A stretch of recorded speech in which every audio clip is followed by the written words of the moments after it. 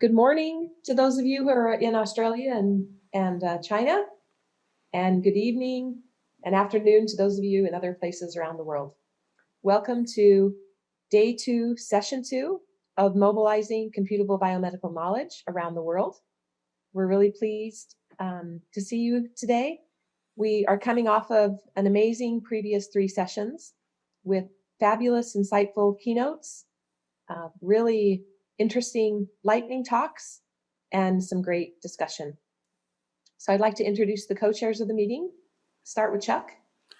Good evening, good morning, good afternoon, everyone. I'm Chuck Friedman. I'm the chair of the Department of Learning Health Sciences at the University of Michigan. And Philip. Hi everyone, Philip Scott. I'm co-chair of the MCBK UK group, chair of the BCS Health and Care group, and my day job is Programme Director at the University of Wales Trinity St David. Excellent, and I'm Wendy Chapman. I'm the Director of the Centre for Digital Transformation of Health at the University of Melbourne in Australia. A couple of logistical reminders. We are using the IBM platform, and you can put questions in the Q&A portion of that. You can also see videos from previous sessions on the video tab. This session today will have 3 parts. We'll have an introduction that Chuck and Philip will give to the US and UK chapters of MCBK. Followed by that, we'll have a keynote speech by Jeffrey Braithwaite. And then we're going to have a discussion about the future of MCBK and what going global means. And in particular, we're going to talk about the appetite for chapters in this other part of the world here that those of us are in our morning in China and Australia. So looking forward to your participation in that. All right, I'll turn it over to Chuck. Thank you, Wendy, very much. And we will begin with a few slides here. And as Wendy said, this first session entitled Mobilizing CBK Around the World will give us some opportunity to talk about what it means to have a chapter of MCBK as part of what could be a growing MCBK global community, and we very much hope that will be the case. And to realize that objective, excuse me, we will review first the MCBK undertaking in the US, and I will do that, and then I will turn things over to Philip, who will talk about the work of MCBK in the UK. So just generally, you've seen these slides before. I'll just say by way of introduction that MCBK began 5 years ago in 2017 with an organizing meeting that was followed by 2 open in-person meetings held at the National Institutes of Health in 2018 and 2019.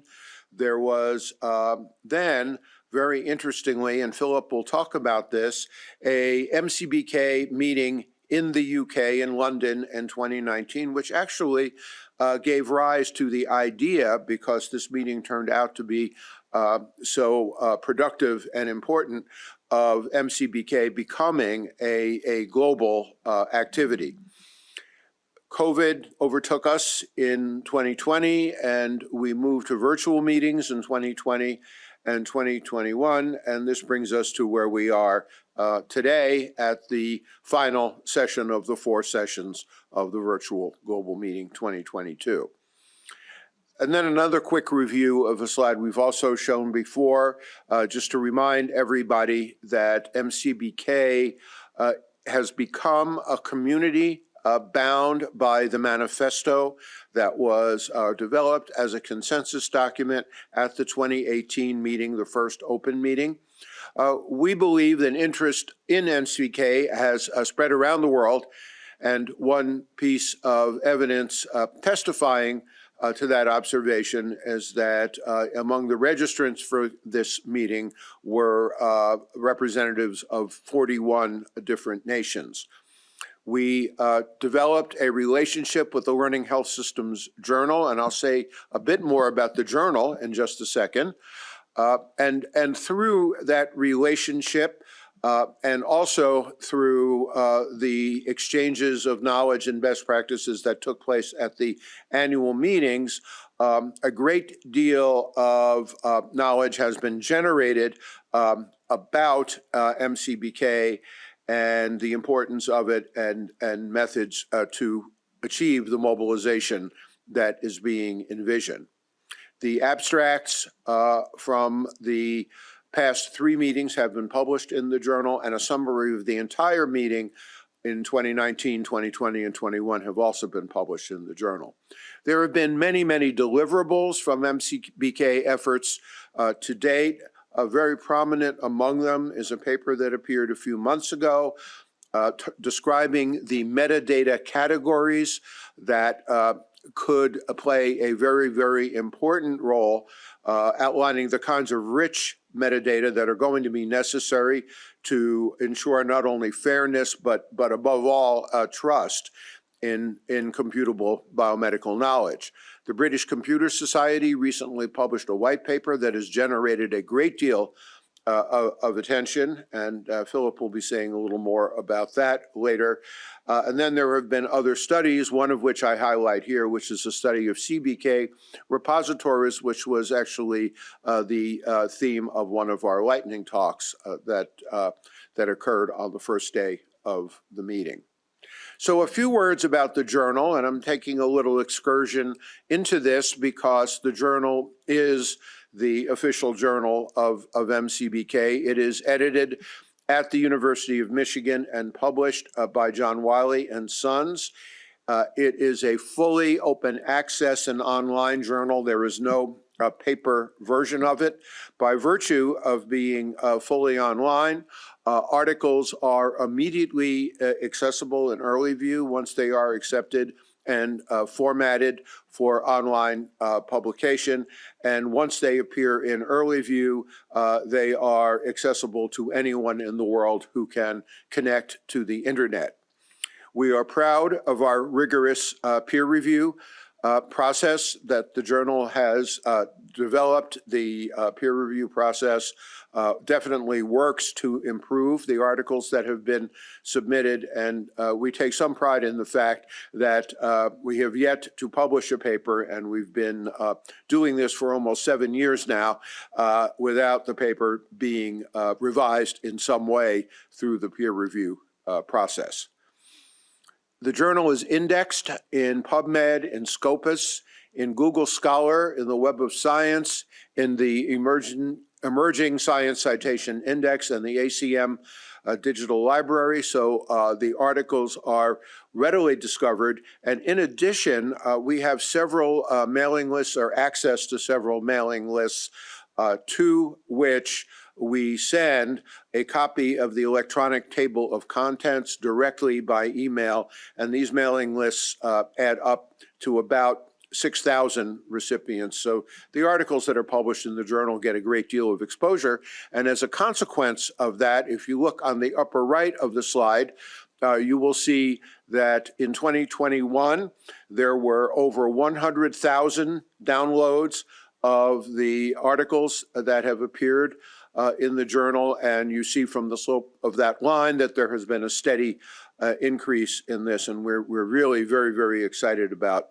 the interest that folks are showing in these articles. We are also very proud of the fact that we've truly become a global journal, and you see on the bottom of the slide the top 10 downloading countries and regions, and you see that it really is a very dispersed, and that's a good thing, a list of countries from which the downloads come, or to which the downloads go, I should say. So now I'm going to talk a little bit more about MCBK US. And the first thing I want to emphasize is that it's a movement, not a formal organization. There is no formal membership no dues. The steering committee, from which we get excellent advice, itself is not a highly formal group. Our meetings don't work under Robert's Rules of Order. They are orderly, but they do not use Robert's Rules of Order. We have annual meetings, as I discussed, and the really important work of MCBK US is done through 3 work groups, one focused on technical standards and infrastructure, co-chaired by Bruce Bray and Jamie McCusker, one on trust and policy, co-chaired by Blackford Middleton and Jody Platt, and one on sustainability and inclusion. That inclusion was omitted from that slide, but it's sustainability and inclusion, co-chaired by Jerry Perry and Terry Wheeler, and we are very grateful to our work group co-chairs for all of the time and effort they put into advancing the movement through their efforts. Just now, a quick run through of the charters of our work groups to give you a deeper sense of what they do. The Trust and Policy Work Group, and I won't read all of this, seek to understand the current CBK landscape as it relates to trust, governance, and policies for CBK, to identify roles and opportunities for the community, to promote transparency and trust, to develop model governance structures, and other related activities. The Sustainability and Inclusion Work Group focuses on engagement, on identifying and engaging with stakeholders who represent all aspects of CBK to reach out to other related organizations that may not be focused on mobilizing computable biomedical knowledge, but certainly include that among what they do, to understand more generally the current landscape for mobilizing computable biomedical knowledge, and to develop actionable and tangible opportunities to expand the MCBK community. And they're also very, very focused on diversity and the importance of creating in MCBK a diverse and inclusive community.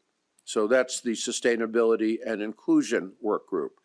The Technical Standards and Infrastructure Work Group, I put it in red because it's just so important, in my opinion, is working to develop prototype standards for computable knowledge representation with emphasis on metadata that we see as so important, as I said before, to achieve trust in computable biomedical knowledge, but also to identify and describe the landscape of infrastructure stakeholders, to look at the framework components necessary to move computable biomedical knowledge from generation into practice by doing testing, versioning, use evaluation, and all these other processes that are so essential and so central to developing information technology that does good in the world.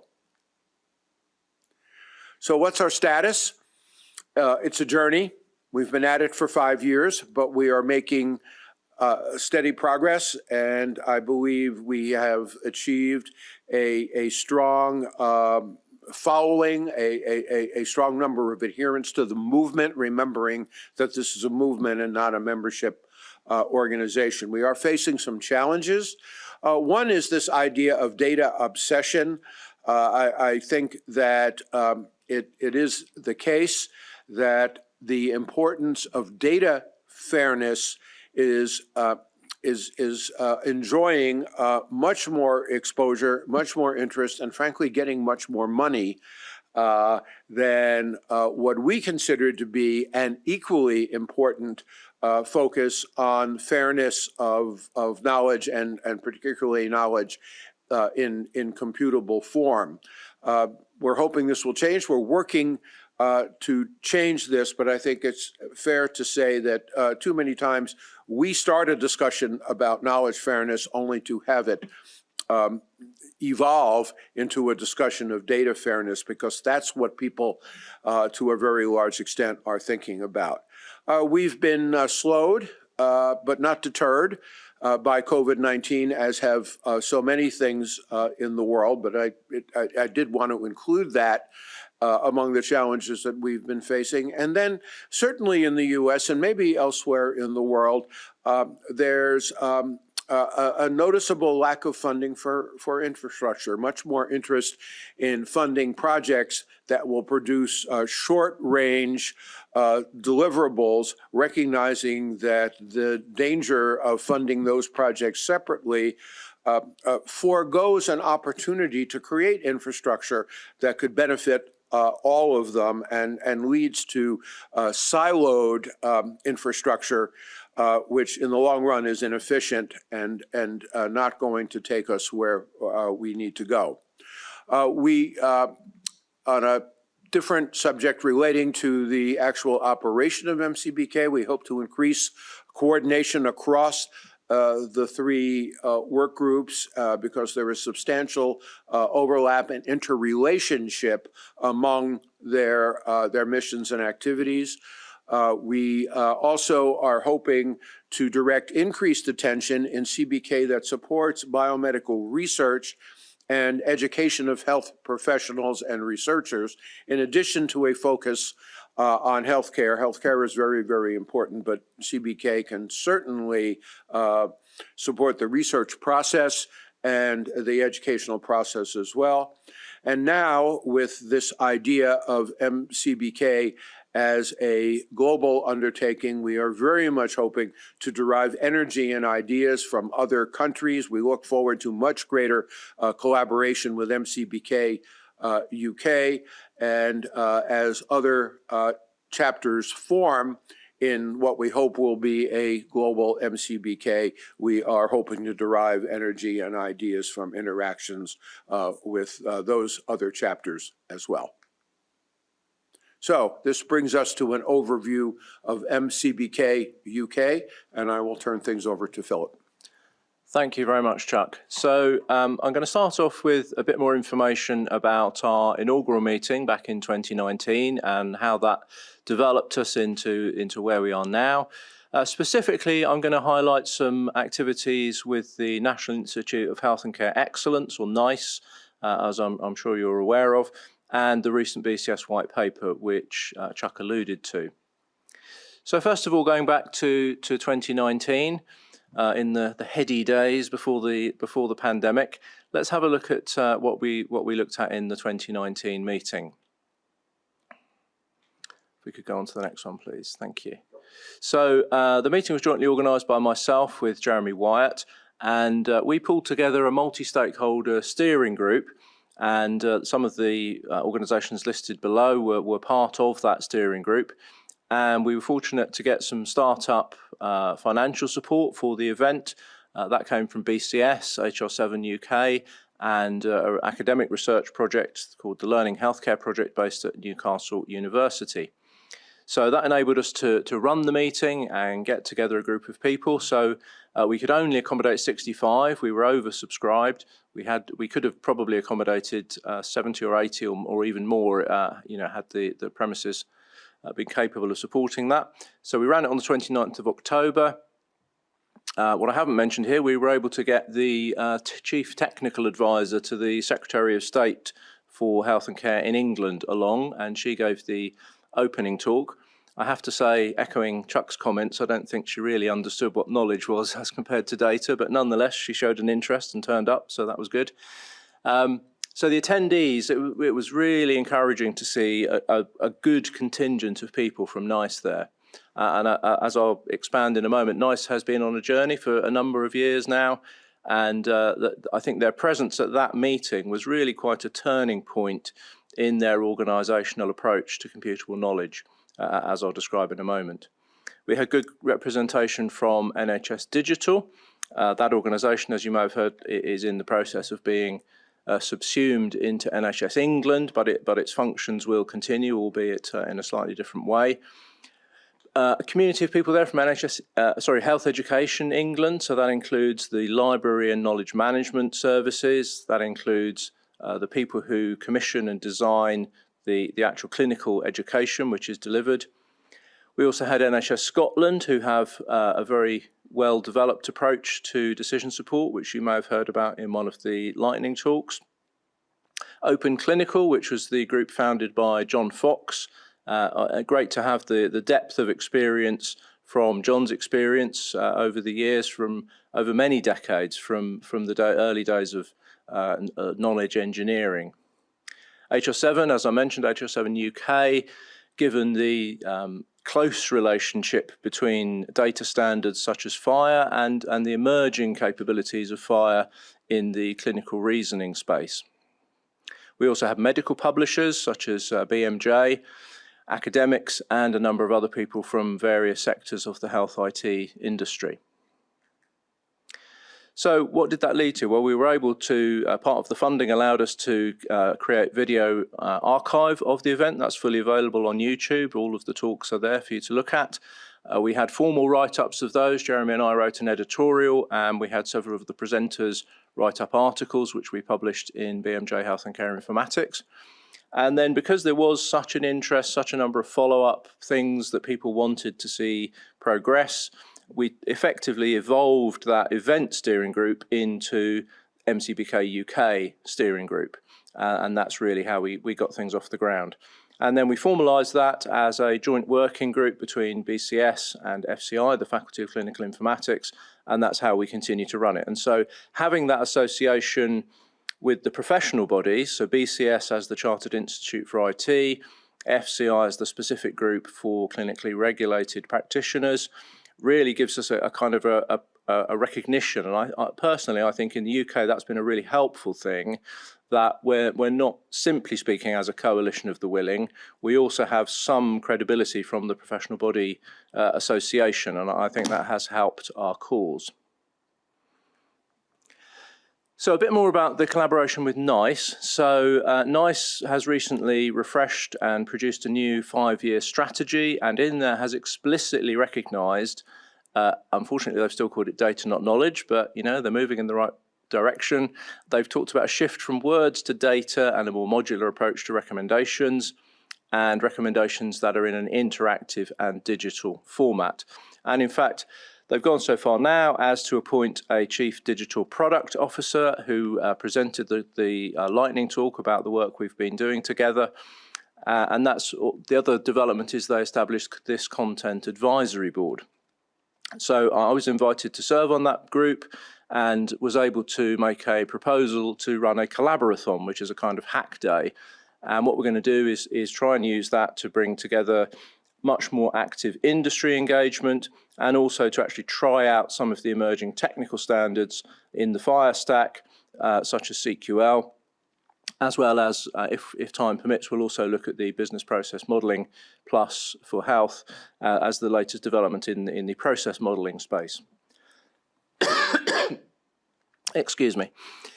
So that's the first event is due to run in November in London, and one of the suppliers has provided a venue, and the second event is planned to run in February next year. So more recently, we've published this white paper. The link is there, it's public domain. So that was really driven by a desire to kind of educate people what MCBK is, what CBK is. These are not concepts which are widely understood. And the acronym takes explanation to people who've never heard of it. And so we hired a professional writer. He interviewed various members of our steering group. That was then edited by myself and Jeremy, and that was published on the 21st of June. We actually collaborated with the press team at BCS, and we had a press release go out, which resulted in 13 media mentions. So we were very pleased to see the interest that was picked up through those channels. So moving forward, one of our other dissemination plans is to work with the all-party parliamentary groups of the House of Commons, and we're also looking to work to produce a workshop with other industry sectors. So both of those things are linked with another professional body called CILIP, which is the professional body for librarians, which has a specific special interest group for health librarians. And they have very good engagement. In fact, they provide the secretariat for one of the all-party parliamentary groups on knowledge management. And they're also looking to work with us to bring together a meeting at the British Library, where we have representatives from, for example, the defence industry, various other government agencies and other industry sectors to look at what they are doing about managing computable knowledge, to compare and contrast with where we are in health, what we can learn from them, what they can learn from us. And we're hoping that will be quite a productive engagement. So, excuse me, one of those coughs, I'm afraid. So I think that brings me to the end of what I was going to say about MCBK UK. So thank you very much. I apologise for finishing slightly early. That's okay, I'll stretch. Thank you. That was really informative for me to see the types of activities that you have in your chapters, but also the involvement. You know, it's not just pulling a group of people together that are interested. It really is trying to make progress and get the right stakeholders at the table, because we all know this takes, you know, a lot of different people and different industries to make this happen. So thank you for that. Wendy, if I could comment, to your point, I've discovered over the last 10 years or so the importance of professional passion in moving these movements and these activities forward. People give of their time and keep showing up at meetings because they believe in the importance of what these movements, what these organizations, whatever they are trying to do. And I think one of the things we have discovered with CBK, while it doesn't universally evoke passion in all health professionals or even all people in health and biomedical informatics, it does evoke passion in a lot of them, and enough of them to keep a movement going. So I think we saw that quite dramatically in the UK when their October 2019 meeting was oversold. Philip, you should have you should have done what the airlines do and ask people to pay money to give up their seats. It's actually the reverse of what the airlines do, but you get the idea. Well, actually, there is an echo. Airlines are good at losing luggage, and at that first meeting, I just bought a very posh new raincoat, and at the end of the day, somebody else took it home. So there are a few echoes with the airline industry, unfortunately, but I did get it back. I wanted to make one last observation, and that's the amount of government involvement in the UK chapter, and being in Australia now, where it's a more, you know, it's kind of between the US and the UK system for healthcare. I wondered on the US side, is there the need, or do you have the same amount of government involvement? No, not the same, by no stretch of the imagination. As you know, I worked for 4 years in the U.S. Health IT coordination office. So there is interest in the government, and as you heard, NIH hosted and the National Library of Medicine co-sponsored the first two open MCBK meetings, but I would just say that the interest is more scientific than policy driven at the moment. There are many people who work in the government who are interested in the sciences of mobilizing MCBK, and it's not like the UK, where I sense the interest is both scientific and policy driven. Yeah. And actually quite implementation focused. So I forgot to mention the involvement we've had in this conference from NHS England. So they were present today in one of the discussions that we had, and really refreshingly very open to learn from international experience. And so that discussion led to a link up with some people from ARC, which is really productive. So I think it kind of depends which government agency you've got and who's in charge of it at the time as to what sort of response you get, because these organisations have a certain churn and a certain change of tone as they move from one leadership to another. But we're fortunate that at the moment the planets have aligned.